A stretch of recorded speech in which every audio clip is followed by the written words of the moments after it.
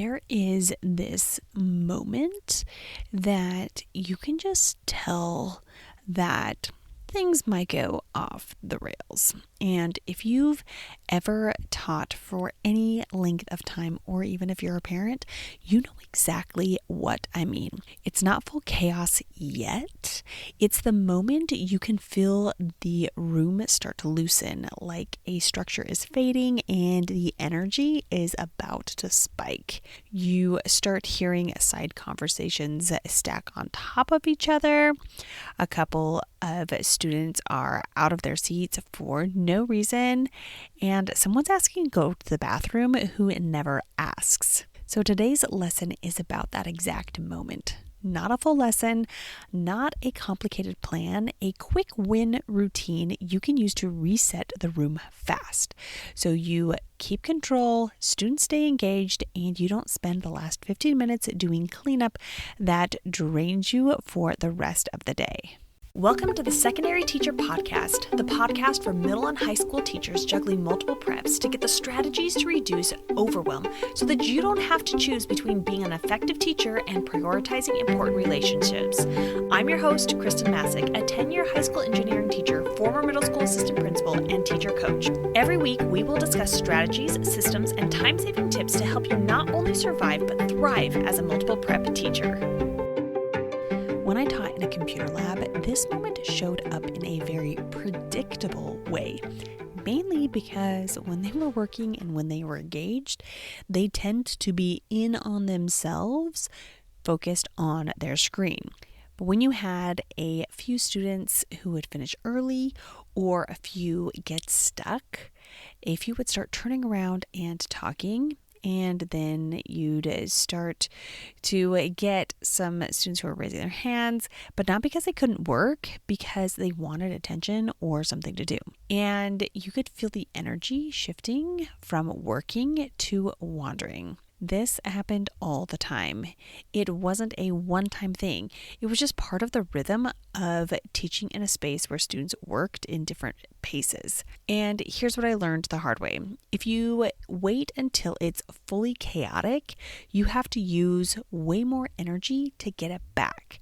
But if you catch it early, right when you feel the room slipping, you can reset it in under 2 minutes and keep the rest of the class steady. That reset is what protects your nervous system. And honestly, it protects your planning period later because you're not walking into prep already fried from redirecting for 15 minutes. Now, if you've listened to last week's episode 323, we talked about why the end of the class turns into chaos even when the lesson was good. And today's episode is the solution to that problem. This is what you do in that moment when you feel the room start to slip. Before we talk about what to do, I want you to identify the signals that tell you the class is about to tip, because every teacher has them. Here are common ones in the secondary classroom. Your volume starts rising in various pockets.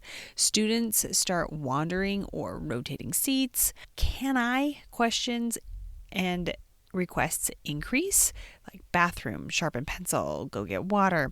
Students finish early and you can see the boredom set in.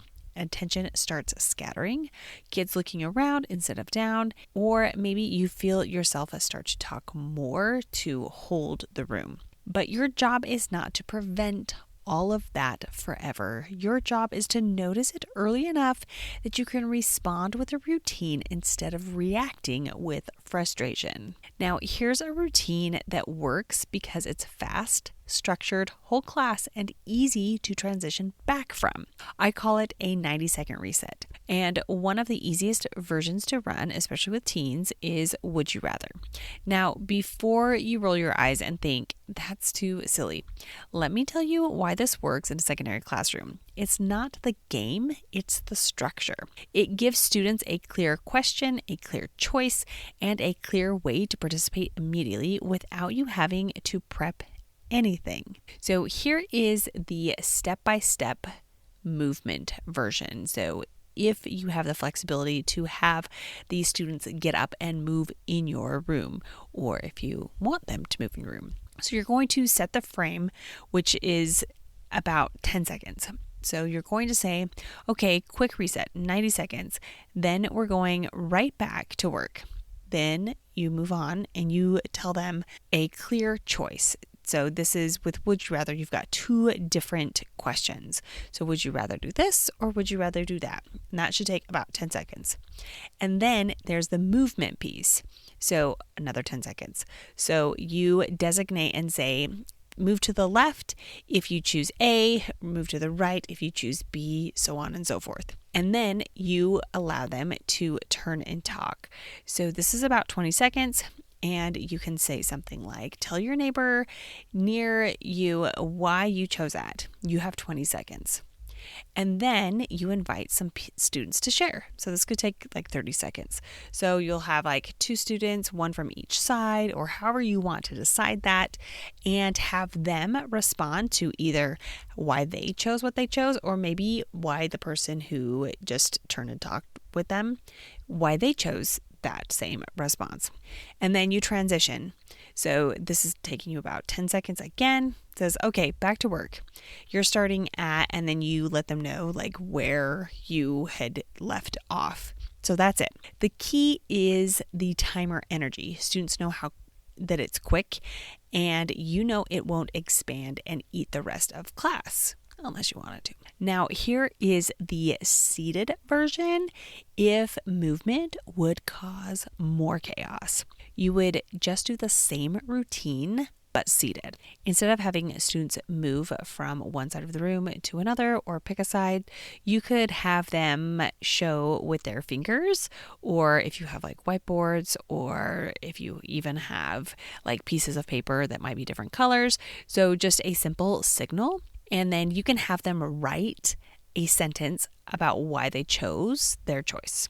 Then you can still pull two quick shares. You could also add a turn and talk if your students are sitting near enough to one another, and then you transition back.